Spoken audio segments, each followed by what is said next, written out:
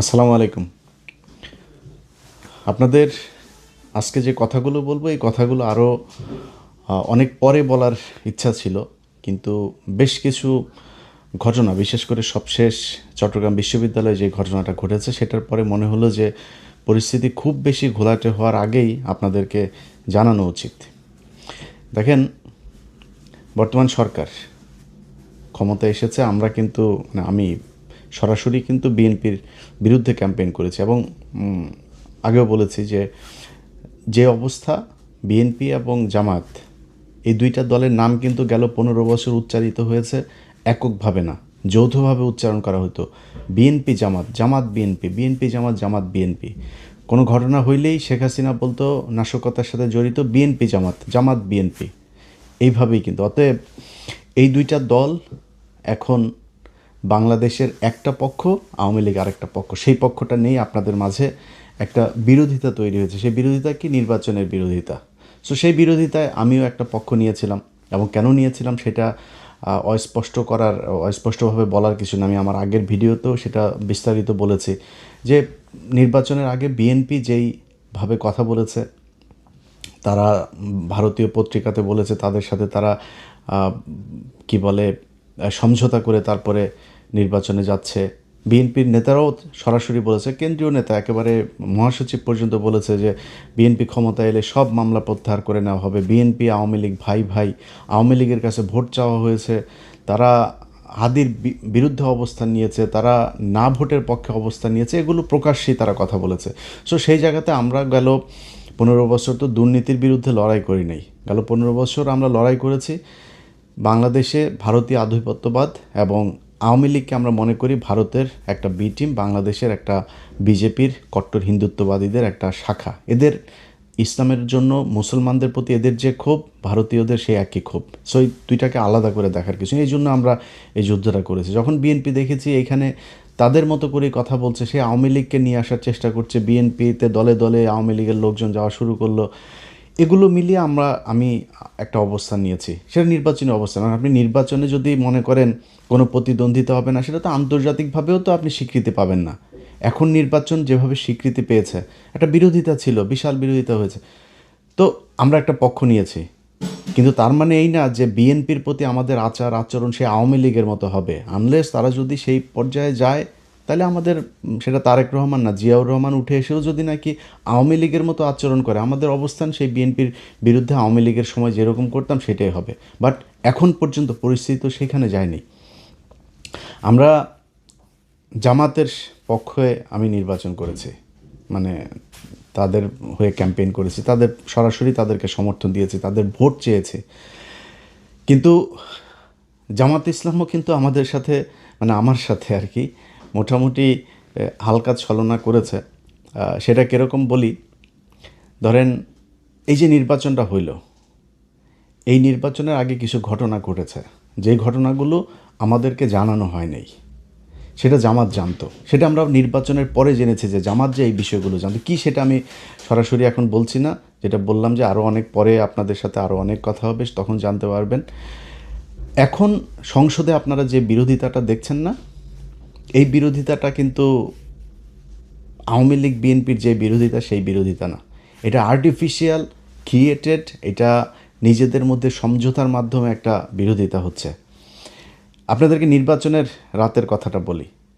আপনার কি মনে হয় যে নির্বাচনের রাতে জামাত ইসলামকে যেভাবে মিডিয়া কুয়ের মাধ্যমে হারানো হলো, জামাতের এইটুকু শক্তি ছিল না যে তাদের একটা ফাইট করা, তাদের একটা গ্যাঞ্জাম বাঁধানো, তাদের একটা প্রতিবাদ করা, এমনকি গণমাধ্যমে কথা বলার সময়ও তারা কতটা সহনশীল হয়ে তারপরে কথা বলেছে, এগুলো আপনারা মনে আছে। এর কারণ কি? এখন আপনারা যেগুলো দেখছেন সংসদের ভেতরে, আচ্ছা এক এক করে যদি বলি, ধরেন আমাদের ছিল কি, আমাদের ছিল যে আওয়ামী লীগকে যেন ব্যাক করতে না দেওয়া হয়। নির্বাচনের আগে বিএনপি যেমন করেছে, নির্বাচনের পরে কি বিএনপি সেই ধারাবাহিকতা বজায় রেখেছে? তারা নির্বাচনের পরে এসে সেই আওয়ামী লীগের কার্যক্রম নিষিদ্ধ তো রাখলই, সেটা শুধু আপনার অধ্যাদেশ না, সেটাকে আইনেও পরিণত করা হলো। এই আদেশটাকে তারা আইনে পরিণত করলো। এখন এরপরে হচ্ছে এই যে জুলাই শহীদ যারা, জুলাই যোদ্ধা যারা, তাদেরকে ইনডেমনিটি দেয়া। যদিও আমি এটার পক্ষপাতিত্ব না, ইনডেমনিটি দেওয়ার মানে হচ্ছে একটা অপরাধ হয়েছিল, এই অপরাধকে আমরা পৃথিবীর কোনো বিপ্লবকে কখনো ইনডেমনিটি দিয়ে বাঁচাইতে হয়নি, এটার ঘোর বিরোধিতা। বাট ইউনূস সরকার যেটা চেয়েছে, এই যোদ্ধারা যেটা চেয়েছে, এনসিপি যেটা চেয়েছে, জামাত যেটা চেয়েছে, সেই কাজটাই করা হয়েছে। বিএনপি সেটাকেই আপনার আইনে পরিণত করলো। সো আমাদের তো কোনো সমস্যা নাই, আমরা যেটা চেয়েছি সেটা হয়েছে, সেটা হচ্ছে। মোটা দাগে বিএনপি এখন পর্যন্ত বিরুদ্ধে যায়নি, বাট যেটা শুরুতে বললাম, যদি যায় আমাদের আচরণ কিন্তু সেই আওয়ামী লীগের মতো হবে। এখনও পর্যন্ত আমি বিশেষ জায়গার ঈদের 2 দিন আগে আমার সাথে একটা পক্ষের কথা হলো, যে কোনো এক জায়গার, তাদের সাথে আমি খুব মানে নিজের খুব ডিপ্রেশনের কথা জানাচ্ছিলাম যে আমি আসলে খুব ডিসঅ্যাপয়েন্টেড, এই যে এইভাবে চলছে, এই হচ্ছে, এইভাবে কথাবার্তা বলছে। তারা আমারে বলল যে 1 বছর ধৈর্য, 6 মাস থেকে 1 বছর ধৈর্য ধরতে। আমি যা দেখছি পরিস্থিতি এরকম থাকবে না। তো আরও অনেক বিস্তারিত এগুলো আপনাদেরকে এখন আর বলছি না, অতএব একটু ধৈর্য ধরতে হবে। আজকে এই যে চিটাং বিশ্ববিদ্যালয়কের ঘটনা নিয়ে, তারপরে ছাত্রদল ছাত্র শিবিরকে বলছে গুপ্ত, ওরা আবার এদেরকে আপনার তারেক রহমানকে অ্যাটাক করছেন। ভাই, ছাত্র শিবির বা জামাত ইসলাম, এখানে মূলত ছাত্র শিবিরকে শুধু একটা কথা বলবো, ভাই আপনাদের সাথে গণ্ডগোল হচ্ছে ছাত্র দলের। আপনি ছাত্র দলকে কাউকে যদি কিছু, বা ছাত্র দলের সংগঠনকে আপনি যদি করেন, তাদেরকে অ্যাটাক করেন, তাদের ব্যাপারে কথা বলেন, তাদেরকে যা মনে চায় বলেন, কিন্তু আপনি তারেক রহমানকে টেনে যখন নিয়ে আসবেন, তখন দলীয় প্রধান হিসেবে সেও কিন্তু তার ধৈর্যের সীমা পার হইতে পারে। সো আপনার তারেক রহমানকে নিয়ে তো আসার তো এখানে দরকার নেই।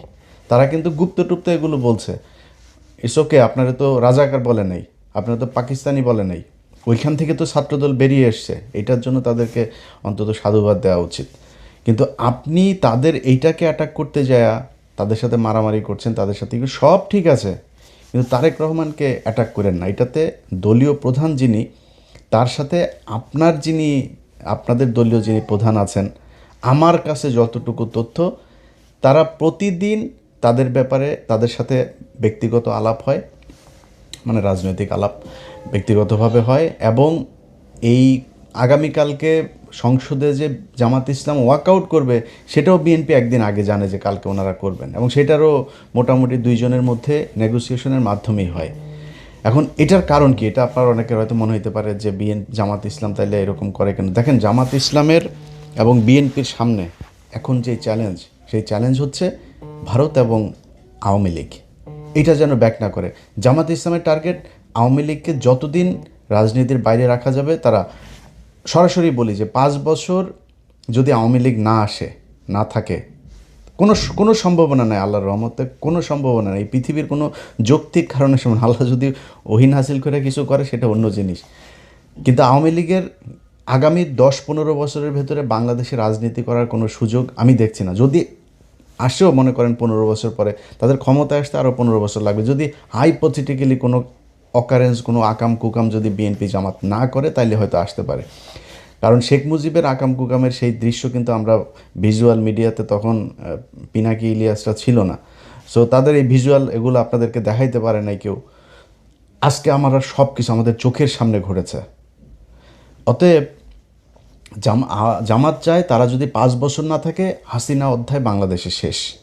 যদি 10 বছর আসতে না পারে, তাহলে আওয়ামী লীগ ফিরে আসবে, তবে ওই মুসলিম লীগ হয়ে ফিরে আসবে, জাতীয় পার্টি হয়ে ফিরে আসবে, এর বাইরে কোনো কিছু না। তারও যদি 10-15 বছর বেশি হইলে, তাহলে ওই আমতারেকের মতো বিকাশে টাকা টোকা চায়া খাইতে হবে, এর বাইরে কোনো কিছু এই দেশে কোনো সম্ভাবনা নাই, যত কিছুই করুক তারা। এখন এই যে একটা চ্যালেঞ্জ, যে আওয়ামী লীগকে যেভাবেই হোক 10-15 বছর অন্তত রাজনীতি থেকে দূরে রেখে তাদেরকে পঙ্গু করতে হবে, এটা দুইটা দল যদি মিলেমিশে না থাকে তাহলে সম্ভব না। এখন এইখানে সরকারি দলের দায়িত্বশীলতার বিষয়টা খুব বেশি জরুরি। আমি প্রথমে শিবিরকে যেমন বললাম, ছাত্র দলকেও বলি, ভাই বাংলাদেশের ইতিহাসে কোনো দিন শুনেছেন আজকে জামাত ইসলাম যেই সহনশীলতা আপনাদেরকে দেখিয়েছে এই নির্বাচনে?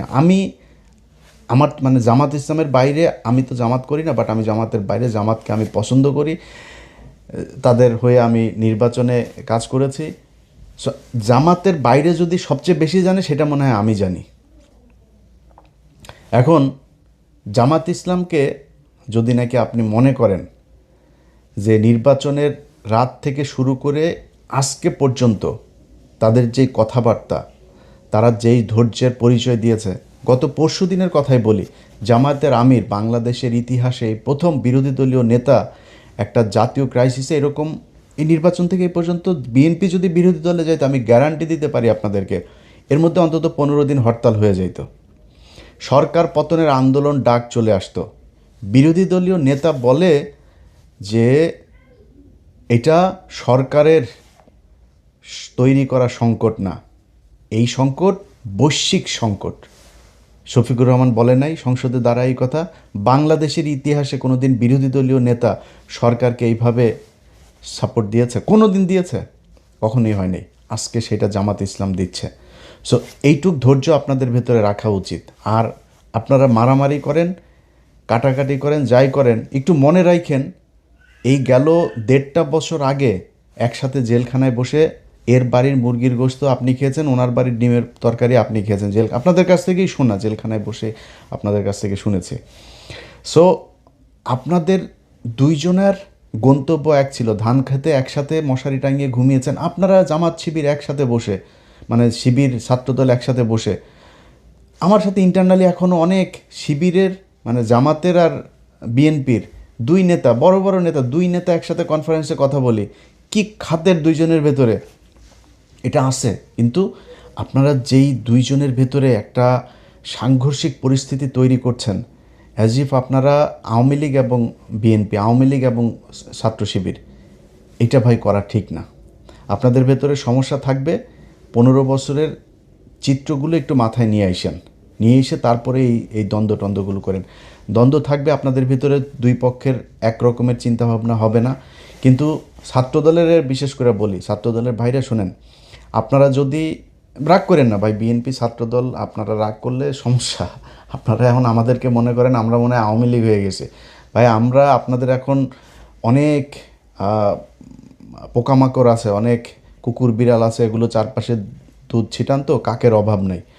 সো আপনারা আমরা আপনাদের যেই দুঃসময় ছিলাম আবার দুঃসময় পাবেন, টেনশন করেন না যদি লাইনে থাকেন। আর যদি সুসময় এর চাইতেও শক্তিশালী হন, ইন্ডিয়ার পেটে ঢোকেন, জীবনে কোনো দিন পাবেন না। সো আপনাদেরকে শুধু একটা কথা বলি, আওয়ামী লীগ যেই স্টাইলে বিশ্ববিদ্যালয় চালিয়েছে ছাত্রলীগ, সেই একই স্টাইলে যদি আপনারা এই টেন্ডারবাজি, সেই আপনার ওই guest room test room culture, আপনি সেই রিগিং টিং সব এই যদি আগের মতোই যদি শুরু করেন, তাইলে কিন্তু ভাই অবস্থাটা সেই ছাত্রলীগের মতোই হবে। সামনাসামনি অনেকে কিছু বলতে পারবে না, সবাই শিবিরের সাথে যোগ দিয়ে আপনাদের সাথে গ্যাঞ্জামও করবে না, কিন্তু মনের ভেতরে ঘৃণাটা থাকবে। আপনি দেখেন এই ছাত্রলীগ বিশ্ববিদ্যালয়, পুরো বিশ্ববিদ্যালয়টাকে তাদের বিরুদ্ধে খেপিয়ে তুলেছে 15 বছরে। তারা বুঝতেই পারে নাই এই পরিস্থিতি যে হবে, এটা কিন্তু তারা বুঝে নাই। তারা কি করেছে, তারা তাদের মতো করে চলেছে। আরে বাবা, বিশাল ছাত্রদলের ওই যে সভাপতিটা ছিল ঢাকা বিশ্ববিদ্যালয়, এখনও মনে আছে, কালো চশমা চোখে দিয়া, কোথায় তোরা? সাদ্দাম, এই যে এরা টোকাই মোকা, এগুলো কোথায় এখন? কোনো দেশের মানুষ তাদের পক্ষে নাই। এই হচ্ছে অবস্থা। এটা কেন হয়েছে? আপনাদের কারণে হয়েছে। এখন আপনারা যদি আজকে যদি সেই ছাত্রলীগের মতো আচরণ করেন, তাহলে কিন্তু আপনাদের প্রতি মানুষ এভাবে বেশি উঠবে। এই বাংলাদেশ কিন্তু গেল 1.5 বছরে ডাকসু জাকসু যত জায়গায় শিবিরের এই আপনার ছাত্র সংসদগুলো তৈরি হয়েছে, তারা কিন্তু একটা চিত্র দেখেছে। কি দেখেছে এটা ভাই আপনারা ভালো জানেন। বিএনপির লোকজন, আপনাদেরকে বলি ভাই, আপনারা যদি এখন মনে করেন যে মানে তর্ক করার জন্য গায়ের ধাক্কা দিয়ে একটা কথা বলবেন, বলতে পারেন, রাজাকার মাজাকার হাবি জাবি গালাগালি করে কথা। অনেক ভাইদের এখন দেখি ফেসবুকে, আমার এক সময় খুব ক্লোজ ছিল, তারা এখন আমাদের বিরুদ্ধে যায়, কোনো সমস্যা নয়। আপনার মতো এরকম 2-4-5 হাজার মানুষ আমাদের বিরুদ্ধে বললে যাবেও না, আসবেও না। কিন্তু নিজেরে কোশ্চেন করেন তো, আপনি যেই এমপি সাহেবের হইয়া রাজনীতি করেন, ধান্দাবাজি করে, টেন্ডারবাজি করে, জামাতের লোক, জামাতের এমপি, আমার বিভাগের কথাই বলি আপনাদের, আমার বিভাগের এক এমপি খুব সুপরিচিত সারা দেশে, তিনি গত সপ্তাহে ফোন করছেন, করে বলতেছে, ইলিয়াস ভাই একটু পরামর্শ চাই। কি ভাই? দেখেন বিএনপির লোকজন এইভাবে এসে বিভিন্ন কাজটা, যেগুলো তাদের লোকজনকে কোনো নিয়ম শৃঙ্খলা নাই, তারা এইভাবে জোর করে চাচ্ছে, তো কেন্দ্রকে জানাইলাম, কেন্দ্র বলল যে বেশি বাড়াবাড়ি করার দরকার নেই বিএনপির সাথে। এই হচ্ছে অবস্থা ভাই। আপনারা এগুলি করেন, আপনাদের রাজনীতিটাই 2 নাম্বারই করার জন্যই করা, এটা নিয়ে কিন্তু সমস্যা নাই। আমাকে যারা গত 15 বছর দেখেছেন, বিশেষ করে শেষ 8 বছর আমার এই ফেসবুক ইউটিউবে যারা আমাকে দেখেছেন, আমি সরাসরি একটা কথা বহুবার বলেছি যে বিএনপি যদি আওয়ামী লীগের মতো 15 বছর ক্ষমতায় থাকে, দুর্নীতির ক্ষেত্রে আওয়ামী লীগের চাইতে বেশি হইতে পারে। এই কথা যারা আমার ভিডিও দেখেছেন আপনারা স্বীকার করেন যে হ্যাঁ, এটা ইলিয়াস বলেছে। আজও বলছি, দুর্নীতিতে আপনারা তার চাইতেও ভালো কিছু করবেন, এটা আগেও আপনারা প্রমাণ করে গিয়েছেন। দুর্নীতি নিয়ে আমাদের কোনো সমস্যা নেই ভাই, আমি এটা নিয়ে গ্যারান্টি দিতে পারবো না। এই বাংলাদেশ গত 1.5 বছরে দেখলাম তো, আসিফ নজরুল আর ইউনূসের মতো লোক লোভ সামলাইতে পারে নাই, এই দেশের নিয়ে আর আমার এই দুর্নীতির ব্যাপারে কোনো হিসাব নেই। নিজেরা এখন জুতা দিয়ে পিটাইতে মন চায় যে কেন কিছু টাকা পয়সা কামাই নেই গেল 1.5 বছরে। অনেক সুযোগ এসেছিলো, কামাই নেই, সেই টাকাগুলো থাকলে এখন আবার নিজের টাকা পয়সা নিয়ে টেনশন করতে হইতো না। তো আপনারা দুর্নীতি করেন, এটা মানে নিন। সো আপনাদের চাইতে তাদের চরিত্র কিন্তু উন্নত, এই জায়গাতে অন্তত উন্নত। এটা আপনারা না বুঝলে গত নির্বাচনে আপনারা দেখেছেন কারা কাদেরকে ভোট দিয়েছে। আপনাদের মানুষকে ভোট দিতে না দিতে যাওয়ার জন্য আপনারা বিভিন্ন জায়গায় গ্যাঞ্জাম করেছেন। এটা নির্বাচনের দিনের ভিডিও আমার এই চ্যানেলেই দেখতে পারবেন, এটা আপনারা করেছেন। এখন আজকে যদি আপনারা তাদের সাথে এই ধরনের আচরণ করেন, তারা তো আপনাদের চাইতে উন্নত চরিত্রের ভাই। তারা বিরোধী দল হিসেবে আপনাদেরকে ভদ্রতা দেখাচ্ছে, সহনশীলতা দেখাচ্ছে, অথচ আপনারা তাদের উপরে এইভাবে আওয়ামী লীগ ছাত্রলীগের লোকজন নিয়ে তারপরে হামলা করছেন। এই জিনিসটা করেন না। সো দুইজনের কাছে 2টা অনুরোধ থাকলো ভাই, একটু সাবধানে। আপনাদের মূল নেতা কিন্তু তলে তলে কিন্তু ঠিক আছে। আরও কিছু দেখবেন, আগামী 1 বছরে বাংলাদেশের সাথে ভারতের যুদ্ধও বাড়তে পারে, এই জন্য প্রস্তুতি থাকেন। বাংলাদেশের মানুষ প্রস্তুত আছে। তারেক রহমানকে বলতে চাই, তারেক রহমান, বিএনপি, আমি ইলিয়াস হোসেন প্রথম ব্যক্তি হব ইউএসএ থেকে ফ্লাই করব বাংলাদেশে ইনশাল্লাহ, যদি ভারতের সাথে আপনারা আপনাদের উপরে যদি ভারতের কোনো যুদ্ধ শুরু হয়, সেই পরিস্থিতি যদি হয়, যদি হয়। কিন্তু আপনারা অন্যরা যারা আছেন, তারা এই যে 2 জনের ভেতরে যে সম্পর্ক, এই সম্পর্ক তো আপনাদেরকে সবার কানে কানে যায় বলে দিয়ে আসবে না। বলে দিয়ে আসলে এখানে সিকিউরিটির অনেক ব্যাপার আছে, অনেক পলিসির ব্যাপার আছে, অনেক পরিকল্পনা আছে। এই পরিকল্পনাগুলোর বিষয়গুলো তারা জেনে যাবে। সো তাদের ভেতরে ঠিক আছে। আপনাদের কাছে অনুরোধ থাকলে 1টা বছর ধৈর্য ধরেন। আমিও কিন্তু 1 বছর দেখবো, 1 বছরের বেশি আবার দেখতে যাব না। 1 বছরের ভেতরে আমি কোন পক্ষে যাব, কোন দিকে কথা বলবো, সেটা পরিষ্কার হয়ে যাবে। এখন বিএনপিকে সহায়তা করতে চাই। বিএনপি রাষ্ট্র পরিচালনা করছে, জামাত ইসলাম যেভাবে সহায়তা করে, আমরাও ভাই চাই আপনারা একটু সময় নেন। এই যে তেলের সমস্যা নিয়ে এখন আওয়ামী লীগ প্রতিদিন তাদের পেজে আপনার টকশো করে, বিভিন্ন বিশেষজ্ঞদের নিয়ে টকশো করে। শেখ হাসিনা নেই আজকে, এই অবস্থা, তোরা চুরি করে গেছিস, তোরা চুরি করে বাংলাদেশে আজকে পঙ্গু বানায় ওরা এখন করে। ওরা কি উন্নয়ন করিস? উন্নয়ন তোর বাপের টাকা দিয়ে করছিস, এই দেশের মানুষের টাকা দিয়ে উন্নয়ন করছিস। সেই টাকা লুটপাট করে তারপর নিয়ে গেছিস। 1 টাকার জিনিস 10 টাকা দিয়ে কিনা তারপরে তোরা এই করছিস। এই রূপপুর পারমাণবিক বিদ্যুৎ কেন্দ্র, এটাতেই তোরা $6 বিলিয়ন খাইছিস। পদ্মা সেতুতে $2 বিলিয়ন, 20,000 কোটি টাকা খাইছিস। এখনকার হিসাবে তার চাইতে আরও বেশি টাকা। সো তোরা এগুলি খাইছিস, তোরা আমাদের টাকা নিয়ে তারপরে তোর বাপের নামে করতে চাস, তোরা উন্নয়ন করেছিস, দেশটারে ধ্বংস করে দিয়ে গেছিস। এত বৈদেশিক যে লোন, এগুলো এখন বিএনপিকে টানতে হচ্ছে। সো আমরা ভাই পক্ষে কথা বললে সুন্দর করেই বলতে পারবো, পক্ষে কথা বলতেও চাই, আপনাদেরকে সব ধরনের সহযোগিতা দিতে চাই। আল্লাহর ওয়াস্তে যত পারেন চুরি করেন, চুরি আমাদের এটা বাপদাদারা শিখাই গেছে, এটা আমাদের রক্তের মধ্যে আছে, কোনো সমস্যা নাই। খালি ইন্ডিয়ার পেটে ঢুকেন না, এটাই বিএনপির কাছে অনুরোধ, আর কোনো কিছু না। যে কোনো বিষয় পাবেন, যে কোনো ব্যাপারে জাস্ট আমাদেরকে একটু বুঝাইলে হবে এই বিষয়টা এইভাবে হচ্ছে, এইভাবে করতে। আমাদের আমরা খোলা চোখে একরকম দেখবো, ভেতরে যদি আরেক রকম, সেটা তো আমাদের জানতে হবে। বাস জানাইলেই হবে খালি।